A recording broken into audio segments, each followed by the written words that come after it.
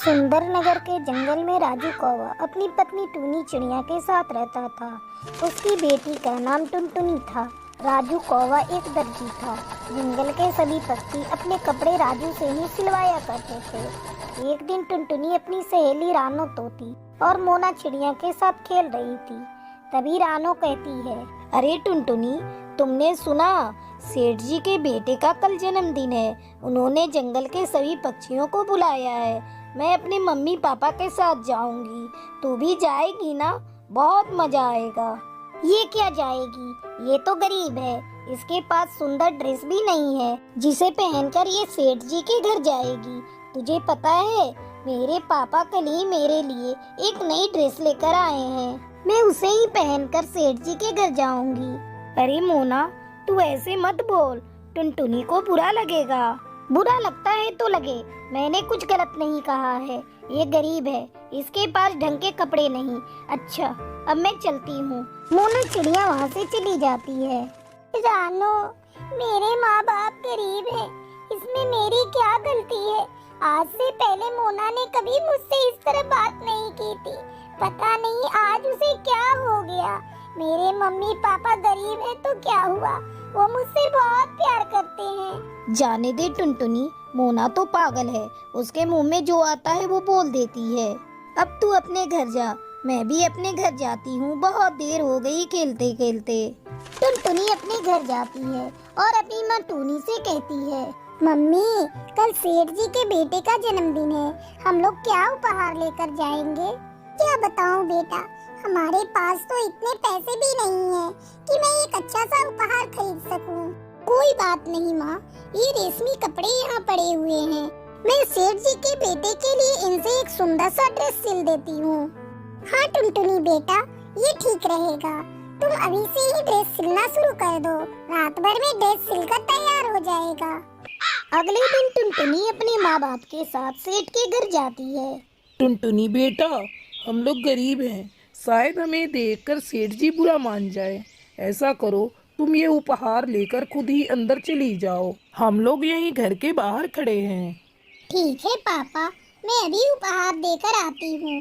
आप लोग यहीं रहना। टुनटुनी घर के अंदर जाती है। अरे बाप रे, यहाँ तो बहुत सारे पक्षी हैं।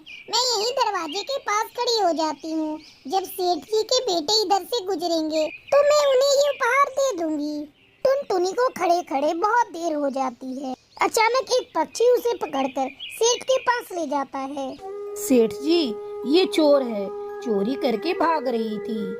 नहीं नहीं सेठ जी, मैंने कोई चोरी नहीं की। मैं राजू दर्जी की बेटी हूँ।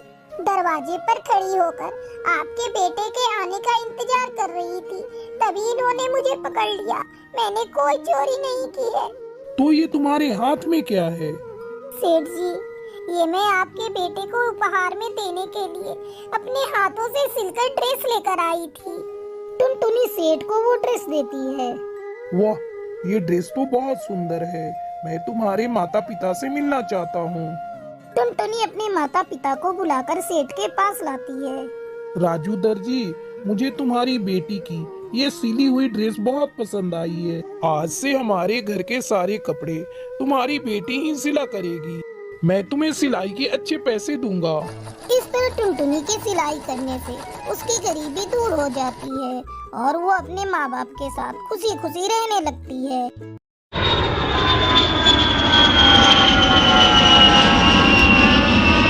सुंदर एक बहुत ही अमीर कौवी थी। एक दिन वो हवाई मोटर से कहीं घूमने जा रही थी।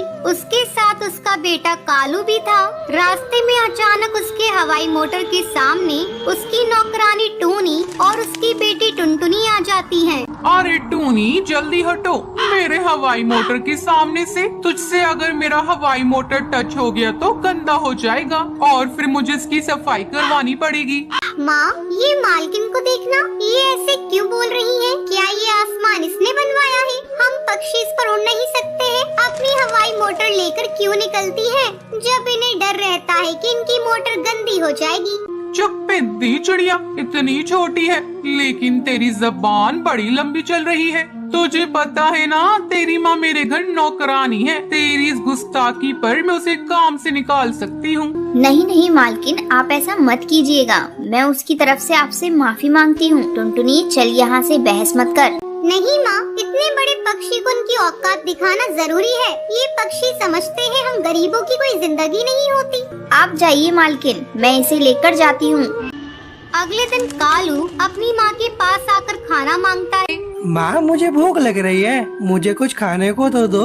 तू क्या खाएगा बेटा, जल्दी बोल, मैं ऑर्डर कर देती हूँ। माँ मेरे लिए पिज्जा मंगवा दो। ठीक है बेटा, मैं अभी मंगा देती हूँ।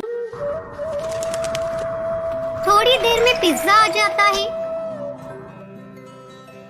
कालू पिज्जा खाने लगता है, तभी टूनी काम पर आ जाती है। टुनटुनी तू बैठ यहाँ, मैं अभी जल्दी काम खत्म करके आती हूँ। ठीक है माँ। टुनटुनी चुपचाप बैठकर कालू को पिज्जा खाते देखती रहती है। नौकरानी की बेटी, तू मुझे इस तरह क्यों घूर रही है? तूने कभी पिज्जा नहीं देखा क्या? नहीं खाया है, तभी तो तुम्हें देख रही हूँ। खाएगी क्या? नहीं, अपना पिज्जा अपने पास रखो। मेरी माँ मुझे रोटी बना कर देती है। ये पिज्जा विज्जा तो तुम जैसे अमीरों के खाने होते हैं। मेरी बॉडी को देखो, रोटी खाकर मैं कितनी मजबूत और खूबसूरत हूँ। और तुम्हें तो हवा का झोंका उड़ा कर ले जाएगा। माँ जल्दी आओ, ये नौकरानी की बच्ची मुझसे लड़ाई कर रही है। क्यों रे टुनटुनी, हर जगह झगड़ा करती रहती है। तेरी माँ ने तुझे यही सिखाया है? तुम गरीब पक्षियों के पास केवल जबान है, वही चलाते हो। तभी बाहर से टूनी आ जाती है। देखो टूनी, अगर तुझे आज के बाद से मेरे यहाँ काम करना है तो अपनी बेटी को लेकर यहाँ मत आना। क्यों, क्या हुआ मालकिन, इसने क्या कर दिया? तो देख नहीं रही है, तेरी बेटी कितनी बदतमीज है और बदतमीजी से बातें करती है। मेरे फूल से बच्चे को सिर रुला दिया। चलो आओ टुनटुनी, मालकिन से माफी मांगो, नहीं तो मैं तुझे पीट दूंगी। लेकिन माँ, मेरी कोई गलती नहीं है। कालू ने ही मुझे चिढ़ाना शुरू किया था। वो बार बार मुझे पिज्जा दिखा दिखा कर जला रहा था। बेटा, इन बड़े लोगों से झगड़ा मोल लेना ठीक नहीं, तू माफी मांग ले। नहीं माँ, मेरी कोई गलती नहीं है, मैं माफी नहीं मांगूंगी। रहने दे टूनी, रहने दे। तेरी बेटी की माफी की मुझे कोई जरूरत नहीं है। टूनी अपनी बेटी को लेकर घर चली जाती है। बेटा तू तो जानती है, इन अमीरों के घर काम करके ही तो हमारा घर चलता है, तो क्यों इनसे झगड़ा करती है? माँ, तुम कल से काम पर नहीं जाओगी। हम लोग घर पर पापड़ बनाकर बेचेंगे। उससे जो भी पैसे मिलेंगे उससे अपना गुजारा कर लेंगे। ठीक है बेटा, जब तेरा यही मन है तो मैं कल ही से घर पर पापड़ बनाना शुरू कर दूंगी।